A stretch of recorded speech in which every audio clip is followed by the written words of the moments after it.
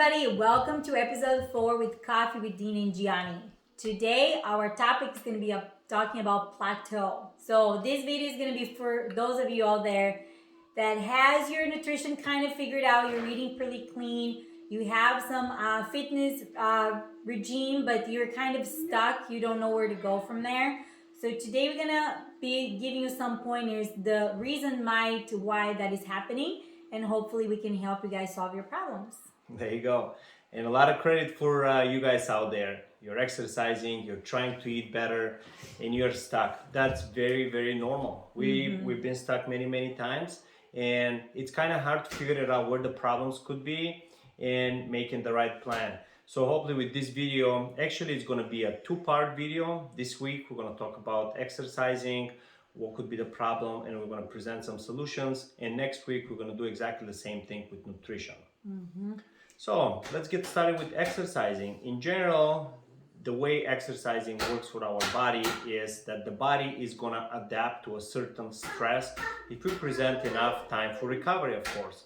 So if we're lifting heavy, most likely you're going to gain more muscle, your bone density is going to get better. If you're running more, lung capacity is going to improve, because your body is just trying to survive. We're stressing the system adapts to it. And if you flip it the other way, imagine what's going to happen if you're only sitting down, laying on the couch. Your body is going to get soft, your mind is going to slow down. But if you're keeping it kind of on the edge and constantly challenging, your body will continuously adapt to the stress that you're kind of presenting to it. Correct. So there you go. One of the reasons that you might be plateau here, it could be like you're in a repetitive routine with your exercise. For example, let's talk about like running. Let's say you decided to run for 3 months, let's say, and you start, you do 2 miles every day, and you wake up, it's the same time, it's the same route, and at the beginning, for the first couple months, you're seeing great results, you're loving it, everything, it's going well. But then slowly you're starting to kind of figure out that things are not going as fast as you want to.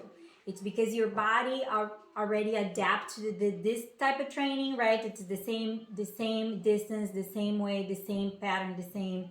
So now it's time here for you to figure it out. How can you change it up a little bit so you can give your a new pattern for your body to kind of, right, to try to adapt to. Absolutely, correct. Yeah. Thank you. So yes, for running, definitely we can vary so many things there. We can vary the intensity, we can vary the time that you're spending running. So just mix things up. Don't always run the same distance. Maybe instead of a 3 mile, do maybe, 600 meter sprints with a minute rest between. Maybe do it once a week, see what happens. Maybe even shorter distances. Maybe you can do a 20-second of a sprint, 10-second rest until you get to a mile. There is so many different ways that you can make things a little bit more exciting. And I guarantee you that mentally, you're going to be a lot more excited next time to get up in the morning and go and do your run. So again, running is phenomenal, but try to maybe make it a little bit more, add a little bit more variety to it. Yeah, and the same way, if we're going to the gym, let's say we're lifting, we're always doing the bicep, tricep on Monday, Wednesday is back and legs and whatnot. That could be exactly the same problem. You're doing the same sets, the same reps, the same loading. After a certain amount of time, your body is like, okay, we're strong enough to take care of this kind of a stress. We don't need to get any better, so we're gonna stay right where we are.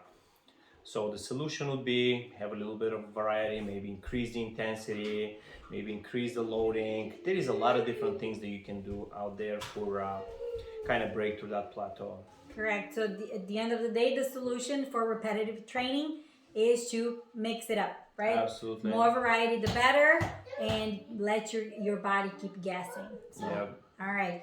Another one that could be the reason your plateau is going to be consistency, right? So let's say that you're stuck because let's say you're doing it at home and usually your consistency is not quite there. So if you're busy at work, everything comes first and then it's like you never have time for exercise. Or maybe you're going to exercise and you spend 10 minutes and then you're already tired or you don't feel like it, you're not pushing yourself hard enough. That could be a reason. you know why you're stuck there too. Another one could be like if you have an accountability partner. Let's say that you're planning to go with your partner to the gym, and then you guys are like, you know, hitting off pretty well, going together, but and then all of a sudden your partner quit or he cannot make it, and you start kind of like, you know, talking yourself out of it too, and then slowly kind of like that consistency started dropping. So here is a good solution for you guys. Choose a good partner, okay? I have my partner right here and she never quits.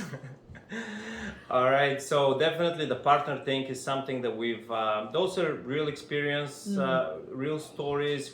That's what we do for a living. We talk to people, we try to help them stay on the path of, you know, health and longevity. And definitely, if you just have one partner that you rely on, you kind of bet everything on one card. And if that partner doesn't show up, you don't show up. Not a great way of doing it.